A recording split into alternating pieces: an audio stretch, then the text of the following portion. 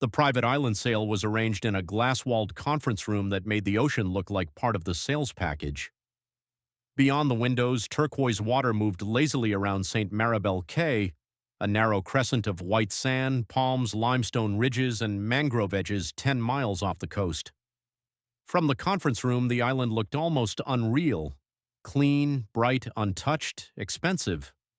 The kind of place a developer could put in a brochure and call paradise before the first concrete truck arrived. Inside the room, paradise had already been priced. $74 million for the island. Another $300 million projected for construction. Luxury villas, marina slips, private spa, helipad, staff housing hidden behind a ridge, artificial lagoon, beach club, exclusive membership structure, oceanfront residences sold before the first foundation was poured. The buyers were smiling, the bankers were relaxed, the lawyers were checking clauses, and Dr. Marcus Bell was the only person in the room who seemed to understand that the island was trying to leave. Marcus was 39, black, and a coastal surveyor specializing in erosion, shoreline migration, storm surge modeling, and island stability. He had spent years measuring land that wealthy people wanted to treat as permanent. Barrier islands, coastal estates, marina developments, low-lying resorts, private beaches, reclaimed waterfronts. He knew the seductive danger of beautiful shorelines. The prettier the sand looked in a sales deck, the more aggressively someone had usually ignored what the tide was doing to it. He had been hired by the seller's legal team to verify boundary conditions before closing, a narrow task, almost clerical, confirm survey lines, review title maps, check easements, validate shoreline access. But Marcus did not know how to look at a coastline narrowly. A shoreline was never just a line, it was a record of movement. Across the table sat Conrad Whitcomb, the white developer leading the purchase group. Conrad was 56, tan, silver-haired, and dressed in a linen suit expensive enough to look casual on purpose. He had built luxury resorts in the Caribbean, Mediterranean, and Gulf Coast, each one marketed as sustainable, exclusive, and visionary. He spoke smoothly about respecting nature while submitting plans that asked nature to remain decorative. Conrad wanted St. Maribel Cay. More importantly, he wanted the room to believe he already owned its future. He tapped the glossy site rendering with one finger. The North Beach is the crown jewel, 16 villas along the curve, each with private beach access, minimal disturbance, elevated structures, native landscaping, very sensitive. Marcus looked at the rendering. The villa sat exactly where his erosion model showed the beach would be gone within 20 years, maybe sooner after a major storm. He said, "The North Beach is not stable enough for permanent structures." The room quieted. Conrad looked up slowly as if surprised a technical consultant had spoken during the dream portion of the meeting. "I'm sorry?" "The North Beach is retreating." Conrad smiled faintly. "All beaches move." "Yes," Marcus said. "This one is moving fast." A few people shifted in their chairs. The seller's attorney, Elaine Morris, glanced toward Marcus's folder. She was white, precise, and had brought him into the deal mainly to avoid boundary disputes. She had not expected a closing obstacle. The investment banker at the end of the table stopped scrolling his phone. Conrad leaned back. "Dr. Bell, with respect, we've reviewed coastal data. The island is developable. Parts of it may be. The North Beach should not be treated as fixed land. It has been there for centuries." "No," Marcus said. "The island has been there for centuries. That beach has been migrating." Conrad gave a light laugh, not loud, just enough. "The beach is migrating," he repeated, smiling toward his partners. "Well, let's hope it packed a forwarding address." A few people laughed politely. Marcus did not. He had learned that powerful people often joked first when they intended not to listen. Conrad turned back to him. "Look, I appreciate the caution. Coastal consultants tend to see risk. That's your job. But we build in coastal environments all over the world. We elevate, reinforce, nourish, plant dunes, manage drainage. This is not our first island." Marcus held his gaze. "The tide does not care how many islands you have marketed. The laughter stopped. Conrad's smile hardened. Elaine Morris looked down at her notes, though Marcus could tell she was listening now. Conrad folded his hands. What exactly is your concern? The sales materials use outdated shoreline baselines. The North Beach has retreated an average of 1.8 meters per year over the last decade, with accelerated loss after 2 recent storm seasons.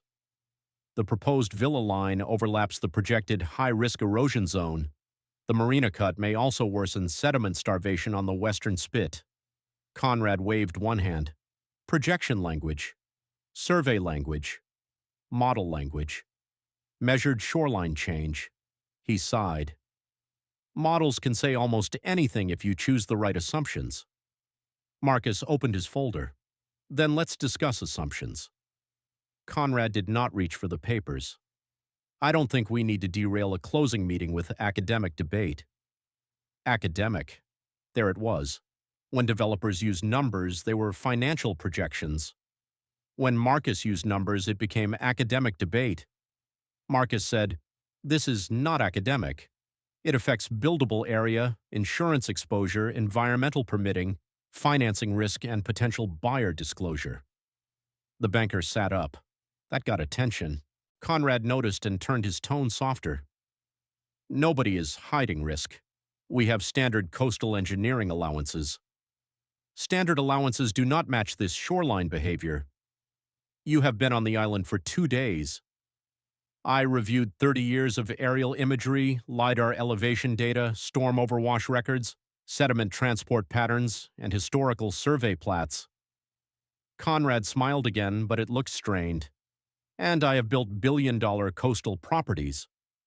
Yes, Marcus said. That is why you should know better. The room went silent. Conrad's face reddened beneath his tan. Elaine Morris lifted one hand. Let's keep this technical. Marcus looked at her. I am. Conrad leaned forward. Dr. Bell, I do not appreciate being lectured by someone brought in to verify lines on a map. Marcus felt the sentence hit its mark. Someone brought in. Verify lines, stay in scope, stay useful, stay small. He spoke slowly.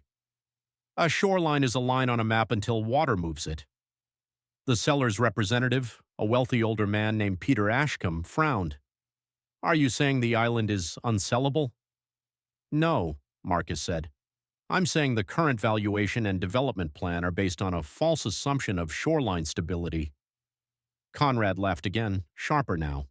False assumption, that is strong. It is accurate. You think our engineers missed this? I think your materials selected the most convenient coastal data.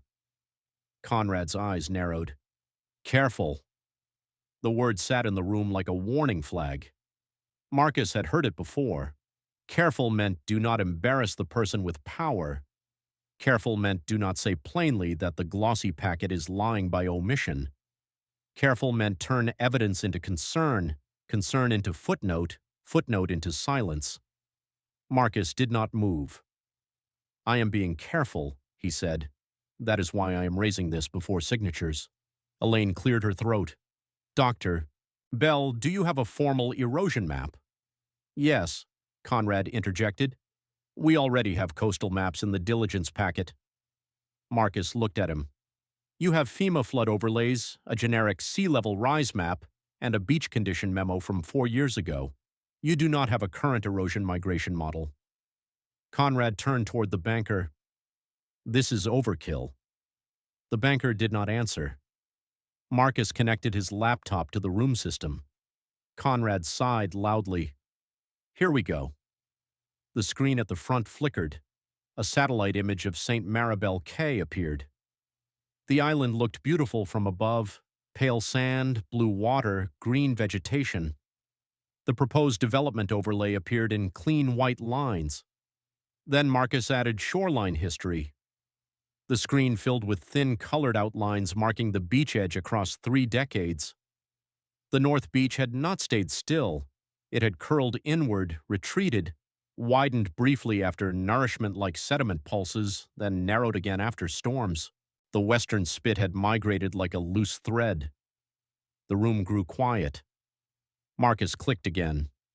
Projected erosion zones appeared: yellow, orange, red. 16 proposed villas sat inside orange and red. The marina entrance crossed a sediment pathway feeding the north beach. The helipad access road lay in an overwash corridor. Conrad stared at the screen, then he recovered. Worst case scenario. No, Marcus said. Moderate scenario using observed retreat rates and storm recurrence. Worst case is the next layer. He clicked. The red zone expanded. 3 lawyers leaned forward at once. Elaine whispered, "Jesus." Conrad snapped, "That assumes extreme storm activity. It assumes 1 major storm in 15 years. That is extreme. In this region, that is planning." The banker spoke for the first time. "What does this do to insurability?" Marcus answered, "Depends on final design, elevation, setbacks, and mitigation. But the current villa placement would raise serious underwriting questions if this map is disclosed." "If," Elaine repeated. Marcus looked at her.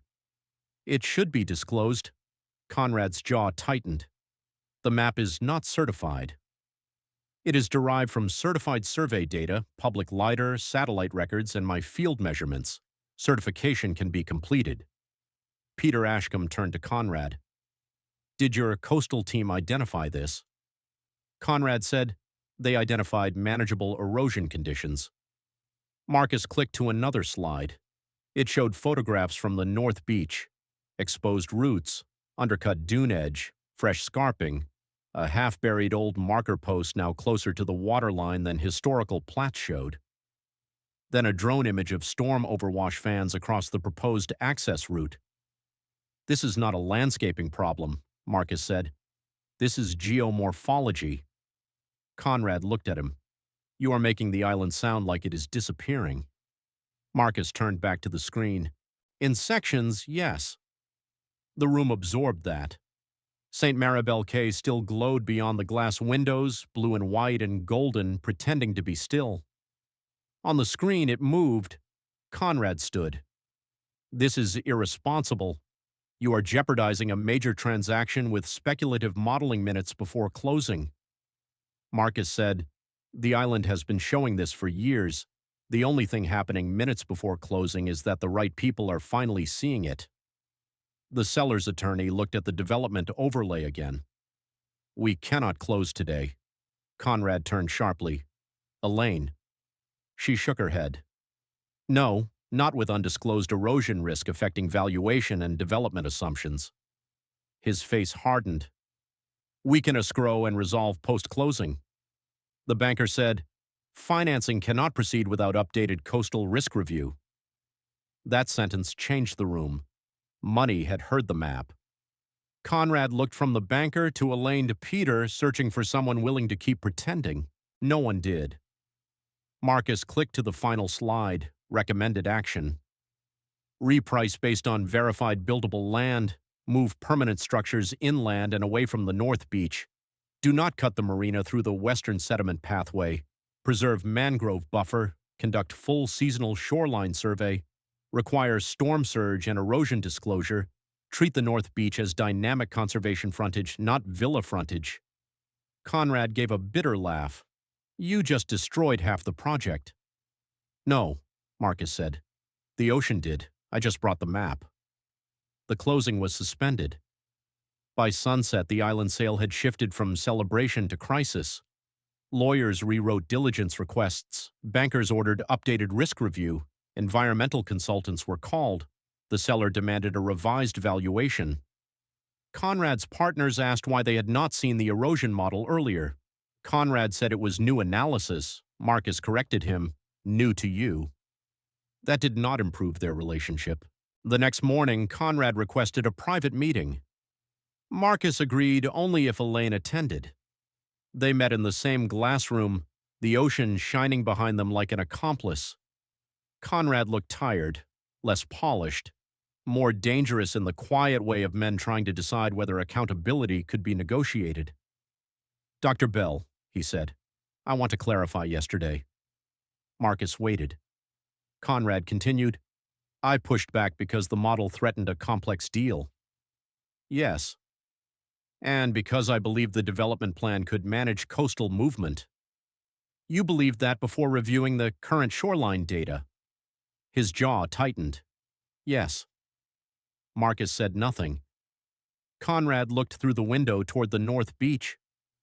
I also mocked your warning. Yes. And reduced your role to a boundary surveyor. Yes. Elaine watched silently. Conrad swallowed. That was disrespectful. Marcus looked at him. It was strategic. You tried to make my expertise smaller so the room would treat the risk as smaller. Conrad's face flushed. For a moment, he seemed ready to defend himself. Then he looked at the printed erosion map on the table. Yes, he said. Marcus nodded once. Conrad continued, quieter now. And I did that because I am used to being the person who decides what land can become. You challenged that. I treated you as an obstacle instead of the person reading the land correctly. Marcus studied him. There was more. Conrad knew it too. Finally, he said, and because you are a black surveyor in a room where I expected technical people to support my plan, not stop it. The sentence cost him something, not enough to fix anything, enough to matter. Marcus said, the island stopped it. Remember that. Conrad nodded. What happens now? He asked. Marcus pushed the revised map across the table. You either redesign around reality or walk away before reality becomes litigation. The deal did not collapse. It changed. The purchase price dropped significantly. The villa line moved inland. The most vulnerable North Beach section became conservation frontage. The marina was redesigned as a floating dock system on the leeward side instead of a cut through the sediment pathway. Mangroves were protected, setbacks increased, insurance costs rose. The marketing language changed from 16 private beachfront villas to limited elevated residences with protected natural shoreline. Conrad hated that phrase. Marcus liked it better than a lie. The investors complained. The Environmental Review Board praised the redesign. Local coastal advocates remained skeptical, which Marcus respected. Developers did not become harmless because one map embarrassed them, but the revised plan was no longer built on pretending the island was fixed. 6 months later, the finalized erosion map became part of the public sale record. That was Marcus's condition for signing off. At the final hearing, a council member asked him, Dr. Bell, is the island safe to develop? Marcus answered carefully, no island is safe to develop if safety means permanence. St. Maribel Cay can support limited adaptive development if the owners accept that the shoreline is alive. The danger begins when the business model requires the coastline to hold still. That quote appeared in 3 newspapers. Conrad did not love that either. Years later, St. Maribel Cay became a case study in coastal development courses. Not as a perfect project, it was not perfect, but as an example of what happens when survey data is allowed to interrupt luxury fantasy before construction locks in damage. Marcus gave guest lectures with the original sales rendering and the erosion map side by side. The rendering showed villas on a perfect beach. The map showed the beach moving under them. He would ask students, which one tells the truth? Someone always answered, the map. Marcus would shake his head. The shoreline tells the truth. The map is just the first person in the room willing to repeat it. After one lecture, a young black surveying student named Taryn approached him. Dr. Bell, she said, how did you stay calm when that developer mocked you? Marcus smiled faintly. I didn't stay calm. I stayed accurate. She wrote that down. He added, that matters more. Do people always listen to the map? No. What do you do then? You make sure the record shows they saw it. Taryn looked up. Marcus continued, in this work, documentation is not paperwork, it is protection. For the land, for the public, and sometimes for yourself. A decade after the sale, a major storm crossed near St. Maribel Cay. The North Beach lost a wide strip of sand. Several dunes collapsed. The conservation frontage flooded and recovered slowly. The villas moved inland after Marcus's map survived. The floating dock system was damaged but repairable. The original marina cut, if built, would likely have worsened erosion along the western spit. Conrad sent Marcus an email after the storm. Subject: the map. You were right. The redesign saved the project from itself. Marcus read the message twice, then replied, "The island was right. We listened late, but not too late." He did not receive another answer. He did not need one. The island had already answered in water, sand, and survival. And long before the erosion map reached the screen, the shoreline had been telling anyone willing to look that paradise was moving.